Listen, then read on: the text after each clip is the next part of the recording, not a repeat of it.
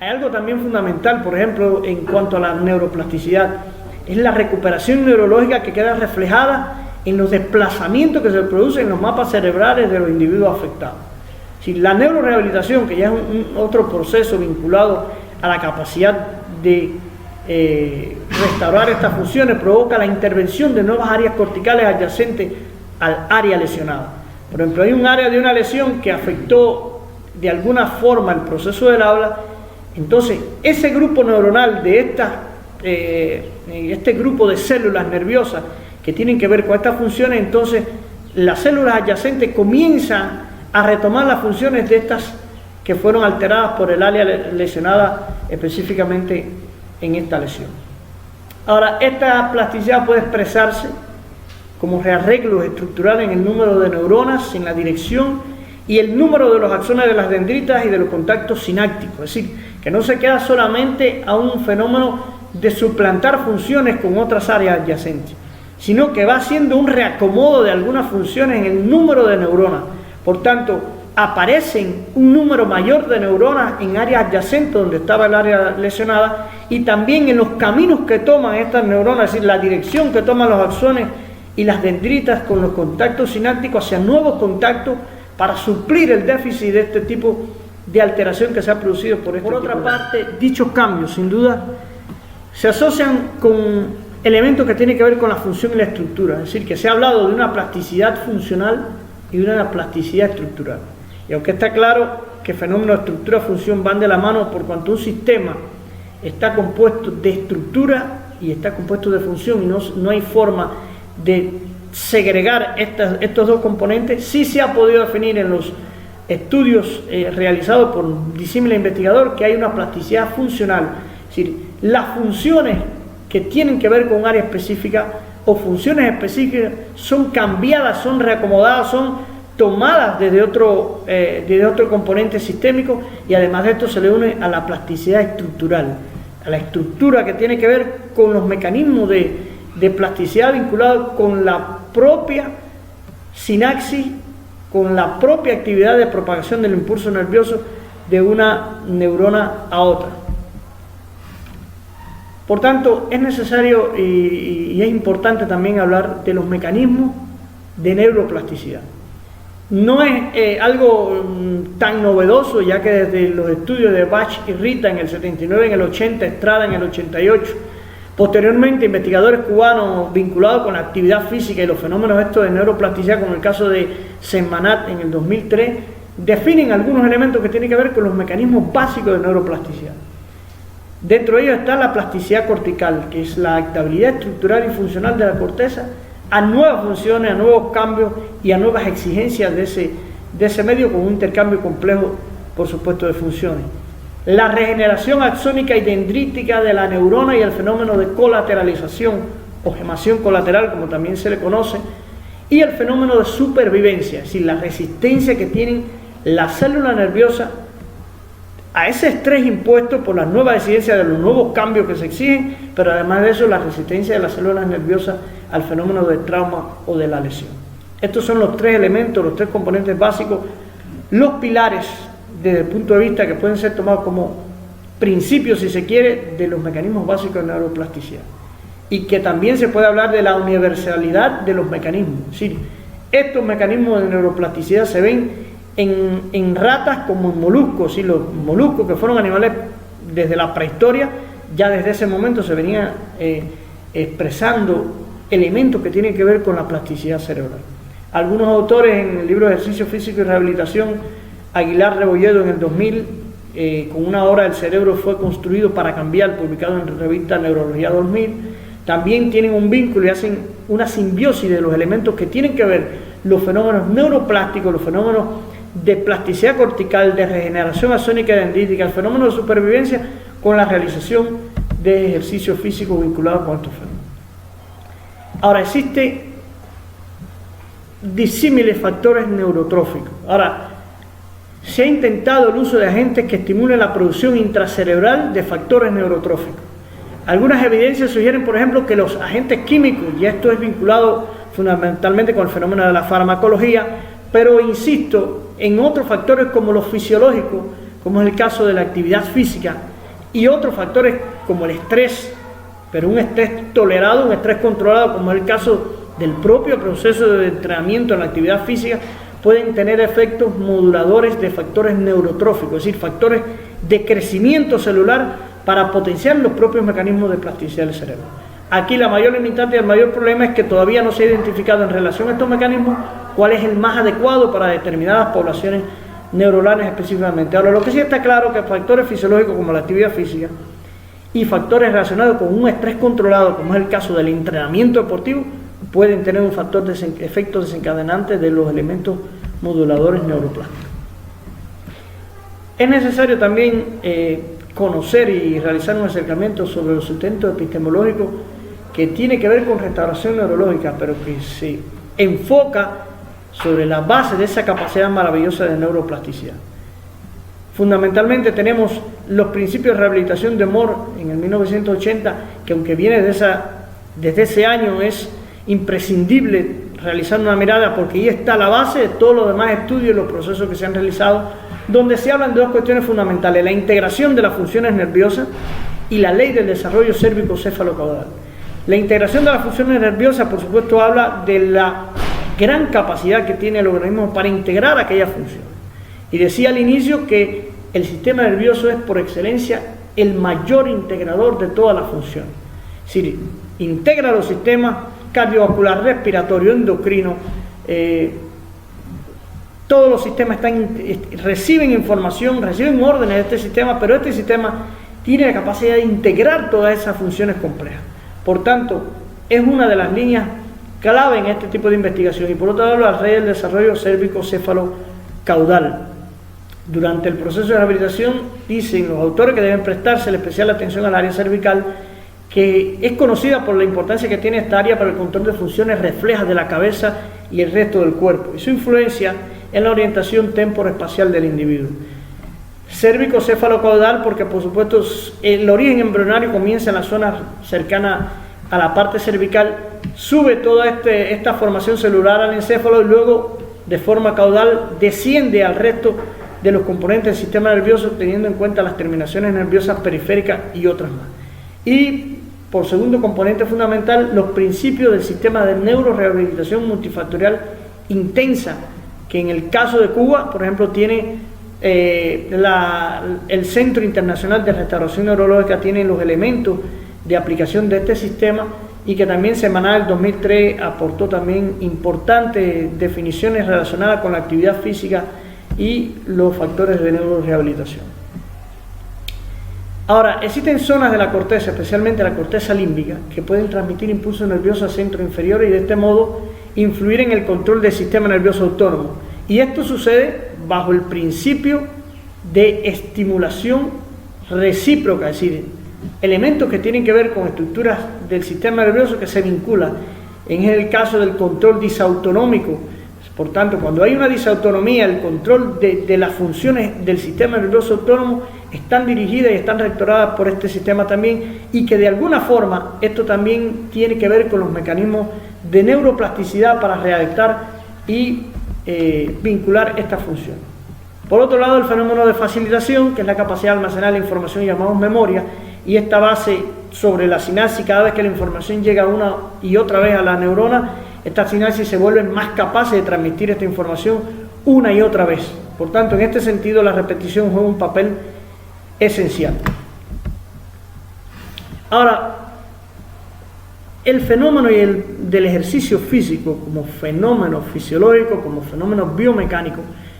es determinante. Hay elementos y estudios, por ejemplo, que se realizan, como el doctor John Ratey, que es psiquiatra de la Escuela de Medicina de Harvard, autor del libro The Revolutionary New Science of Exercise and the Brain. Él habla de que hasta donde sabemos el ejercicio físico es la manera fundamental para mejorar la capacidad del cerebro como recurso disponible en la mayoría de nosotros, incluidas aquellas personas que han estado buscando para mejorar la plasticidad con medicina, es decir, con el tratamiento farmacológico, y no lo consiguieron. Aún así, cuando incluyeron el ejercicio físico, este investigador dice el ejercicio es el campeón, es decir, la capacidad grandiosa que tiene el ejercicio físico para producir el desarrollo de esos mecanismos neuroplásticos. Se habla de que existen diversas formas para estimular la plasticidad. Además de los programas de informática que se han creado para esto, los ejercicios físicos estructurados, dice, son una clave para potenciar este proceso. Por supuesto, los estudios están vinculados porque los ejercicios físicos se ha demostrado que tienen un efecto modulador neuroplástico a través de los mecanismos de síntesis proteicas complejas que a nivel celular tienen la función de reparar algunos elementos que hayan sido, por ejemplo, los axones dañados de neuronas cuando ha existido un daño importante. Estos ejercicios físicos producen un mecanismo de desencadenamiento de síntesis proteica que a nivel celular toman el papel de reparación incluso de estos componentes de los axones, específicamente en el caso de la mielina, cuando en la estructura del nodo de Ranvier, por ejemplo, se reparan estas funciones para que el impulso nervioso en forma de salto se propague de forma efectiva. Al perder la mielina y haber desmielinización, por supuesto, este impulso nervioso se anula o se retrasa. Y la actividad física lo que tiene como base fundamental en muchos estudios que han hablado de esto, en los cuales no nos vamos a detener por cuestiones de tiempo, es precisamente contribuir a la reparación de esta función. Desde hace mucho tiempo las bases sobre la neuroplasticidad venía siendo esbozada por autores como Luria en el 1926 al 28, que escribió la obra Mundo Perdido y Recuperado, Historia de una Lesión. Bergado y Almaguer y otros autores más en su obra Mecanismos Básicos de la Plasticidad, publicado en revista Neurología 2000, exponen textualmente un elemento que es clave. Por ejemplo, ellos dicen: el ejercicio físico induce cambios plásticos, y esto es una tesis confirmada. La realización de cualquier actividad motora induce patrones de estimulación sensorial proprioceptiva de modulación neuroplástica. Y más adelante exponen: la actividad física mejoró la memoria de ratones entrenados en una estera en solo 8 semanas. Es decir, en un estudio de laboratorio se pudo corroborar la influencia del ejercicio físico en los mecanismos neuroplásticos y específicamente en la capacidad de memoria que tienen estos sistemas. Para ir cerrando con esta parte del tema, un componente no menos importante de todo este proceso en cuanto a la realización de la actividad física y el deporte es la llamada función ejecutiva vinculada a la plasticidad. La función ejecutiva ha sido visualizada fundamentalmente desde un componente psicológico, pero más allá de este componente psicológico, por supuesto, la función ejecutiva es un concepto que fue aportado por muchos autores, pero Fuster en el 99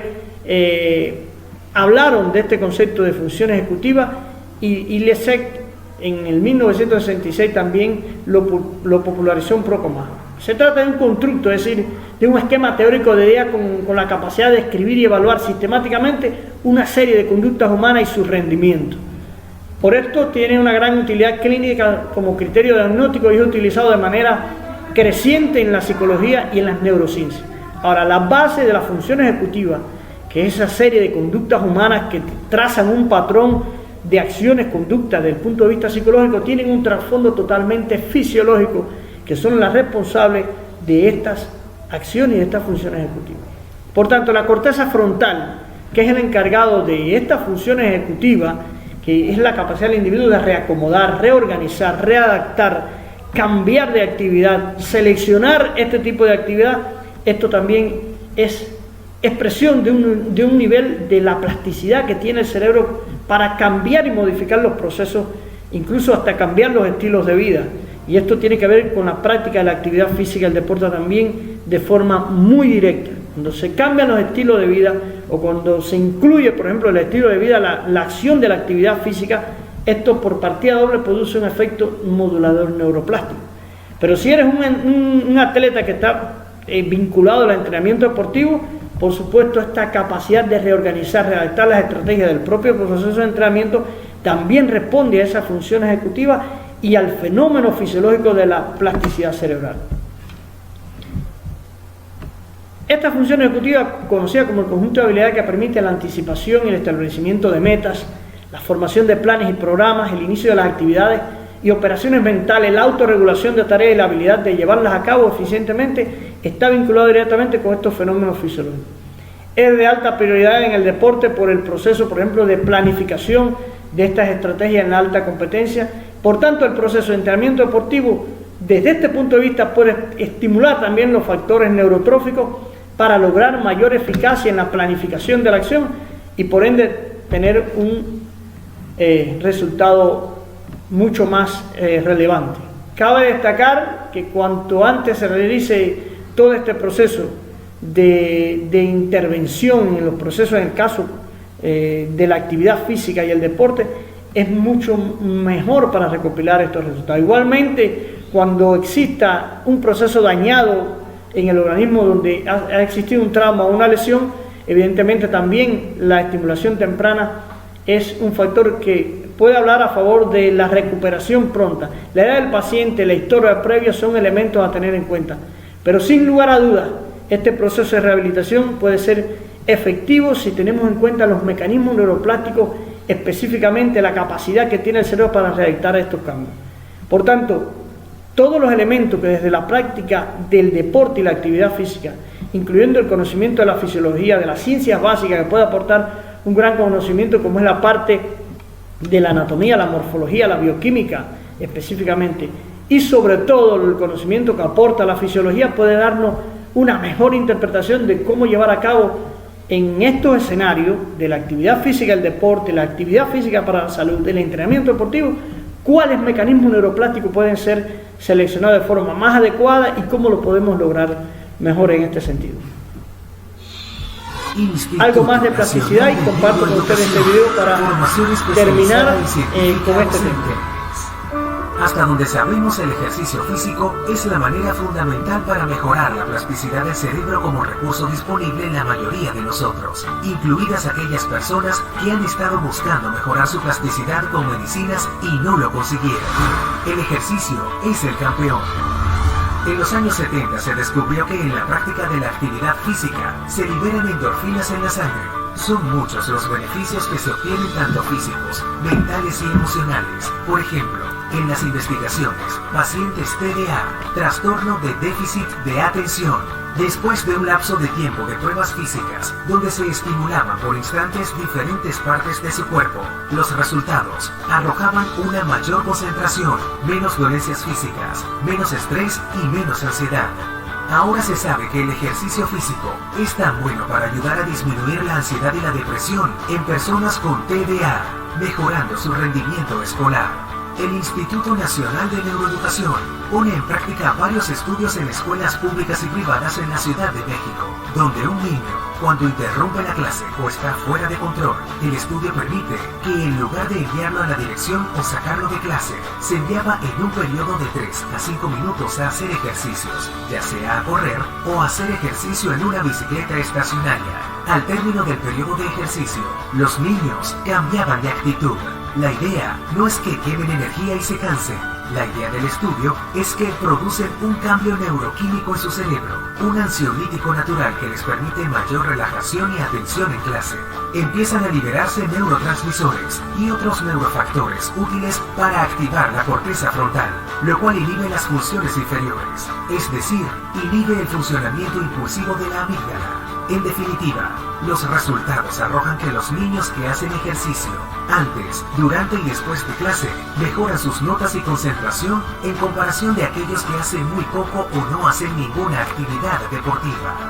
Esta liberación de neurotransmisores mejora las funciones cognitivas considerablemente. En realidad, se provoca un crecimiento del cerebro. El hipocampo aumenta cuando se abandona la vida sedentaria. Tanto en niños como en adultos se refuerza la función ejecutiva de la corteza frontal. Es observable en el estado de ánimo, en el vigor y en la ansiedad. Un niño pasivo no aprende de igual forma como un niño con actividad física. La relación entre plasticidad del cerebro y ejercicio es la forma fundamental para mejorar la plasticidad y mejorar el rendimiento académico. Plasticidad es la cualidad que produce la maleabilidad del cerebro, la habilidad de cambiar, que conecta una neurona con otra, crear circuitos, las hace más gruesas y grasas, rápidas y mejores en codificar la información. El Instituto Nacional de Neuroeducación pone en marcha cursos, talleres, diplomados con el interés de formar a especialistas que aprovechen los aportes de las últimas investigaciones de las neurociencias. Instituto Nacional de Neuroeducación, formación especializada y científica a docentes. La manera de enseñar ha cambiado, la manera de aprender. Bueno, a modo de conclusión podemos inferir que el conocimiento que aporta la fisiología de forma general, pero específicamente a la fisiología del sistema nervioso, es clave para poder interpretar algunos procesos que tienen que ver y tienen un vínculo directo con los fenómenos de plasticidad en nuestro cerebro y que podía darnos una mejora de toda la panorámica del proceso complejo de la actividad física y de los propios mecanismos moduladores y reguladores de algunas funciones claves en nuestro cuerpo. Por otra parte, es importante realizar una aproximación a los estudios más recientes sobre esto, toda vez que todos los días nos sale un estudio. Sin embargo, hay cuestiones que tienen que ver con los propios mecanismos de modulación neuroplástica, con el desarrollo de la plasticidad, que pueden interferir de forma positiva y de forma negativa también, si no lo conocemos, en todos los procesos que tienen que ver con esta capacidad tan asombrosa que tiene el cerebro de cambiar, de adaptarse y de readaptarse a las nuevas incidencias, a los nuevos cambios que es impuesto por el medio externo y que es la base y la clave de la supervivencia del surgimiento de la especie humana específicamente. Yo quería terminar con una frase de Ramón y Cajal, el padre de la fisiología, y específicamente la fisiología del sistema nervioso y la integración de la actividad neuronal sobre todas las cosas. Alguien dijo: Ramón y Cajal no hubiese sido el maestro si no hubiera dado este norte y esta visión. Existía un eslogan, un decreto que decía: no nuevas neuronas, todo puede morir y nada puede regenerarse. Más adelante en su obra escribe: sin embargo, corresponde a la ciencia del futuro cambiar, si es posible, este cruel decreto. Por tanto, hoy estamos en los finales de lo que Ramón y Cajal llamaría la puerta, la expectativa, el umbral de la entrada de una nueva visión, de un nuevo paradigma de investigación y de ciencia relacionado con la plasticidad del cerebro y las potencialidades que tienen que ver con este fenómeno aplicado a la vida cotidiana, aplicado al proceso también de la educación, ¿por qué no?, y aplicado al proceso también vinculado a la actividad física y al deporte.